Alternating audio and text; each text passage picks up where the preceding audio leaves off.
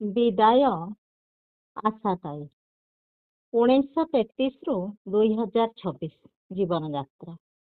ସଙ୍ଗୀତ ଜଗତର ଏକ ସ୍ୱର୍ଣ୍ଣିମ ଅଧ୍ୟାୟର ଅନ୍ତ। ଯେଉଁ କଣ୍ଠର ମୂର୍ଚ୍ଛନା ଥିଲା ଗୋଟିଏ ହୃଦୟର ସ୍ପନ୍ଦନ, ନୀରବି ଯାଇଛି ସେହି କଣ୍ଠ। ଭାରତୀୟ ସଙ୍ଗୀତ ଜଗତର ଅପରାଜେୟ ସାମ୍ରାଜ୍ଞୀ ସ୍ୱରରେ କେତେବେଳେ ଭରି ଦେଉଥିଲେ ପ୍ରେମର ରଙ୍ଗତ, କେତେବେଳେ ଭିଜାଇ ଦେଉଥିଲେ ବିରହ ବେଦନାରେ। 8 ଦଶନ୍ଧି ଧରି ନିଜର ମଧୁର କଣ୍ଠରେ କୋଟି କୋଟି ଶ୍ରୋତାଙ୍କୁ ମନ୍ତ୍ରମୁଗ୍ଧ କରିଥିବା କିମ୍ବଦନ୍ତୀ ଗାୟିକା ଆଶା ଭୋସଲେ 92 ବର୍ଷ ବୟସରେ ପରଲୋକଗତ।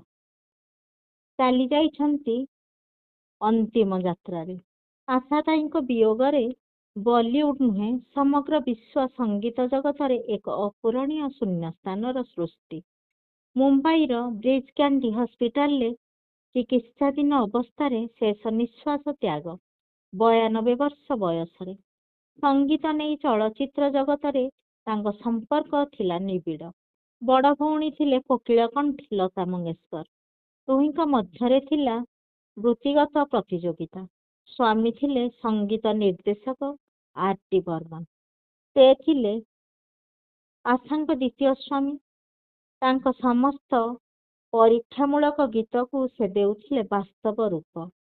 ରଫିଙ୍କ ସହ ତାଙ୍କ ଯୋଡ଼ି, କିଶୋର କୁମାରଙ୍କ ସହ ମଜାଦାର ଗୀତ, ନୂଆ ପିଢ଼ି ପାଇଁ ଉଦାହରଣ। ଆଶା ଭୋସଲେ ଥିଲେ ସଙ୍ଗୀତର ଏକ ବହୁମୁଖୀ ପ୍ରତିଭା। ସେ କେବଳ ଗାୟିକା ନଥିଲେ, ଥିଲେ ପ୍ରତିଭାର ଗନ୍ତାଘର। ବଡ଼ ଭଉଣୀ ଲତାଜୀଙ୍କ ଛତ୍ରଛାୟା ତଳେ ନ ରହି ସୃଷ୍ଟି କରିଥିଲେ ନିଜର ସ୍ୱତନ୍ତ୍ର ପରିଚୟ। ଶାସ୍ତ୍ରୀୟ ସଙ୍ଗୀତ, ଗଜଲ ତଥା ସବୁ ପ୍ରକାର ଗୀତ ଗାଇବାରେ ଥିଲେ ସିଦ୍ଧହସ୍ତା। 12,000ରୁ ଅଧିକ ଗୀତ ଗାଇ ଗ୍ରୀନିଚ୍ ୱାର୍ଲ୍ଡ ରେକର୍ଡରେ ନିଜ ସ୍ଥାନ ସ୍ଥାନିତ କରିଥିଲେ। ତାଙ୍କ ଶେଷ ଗୀତ ଥିଲା ନିଜ ନାତୁଣୀ ସହିତ ସେୟାଁ ବିନ୍।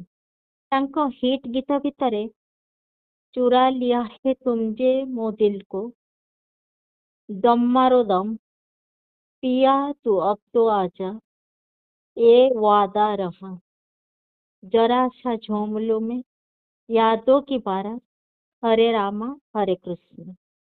ଆଶାଜୀଙ୍କ ଚର୍ଚ୍ଚିତ ଓଡ଼ିଆ ଗୀତ ଥିଲା ଜହ୍ନକୁ ତୁମେ ଝୁରନା, ଝିମି ଝିମି ଝିମିତା ମଜା, ବନ୍ଦେ ଉତ୍କଳ ଜନନୀ। ଆଶାଜୀଙ୍କ ସମ୍ମାନ ଫିଲ୍ମଫେୟାର ପୁରସ୍କାର, ଜାତୀୟ ପୁରସ୍କାର, ଦାଦା ସାହେବ ଫାଲକେ ପୁରସ୍କାର, ପଦ୍ମବିଭୂଷଣ ସମ୍ମାନ, ଗ୍ରୀନିଚ୍ ୱାର୍ଲ୍ଡ ରେକର୍ଡ।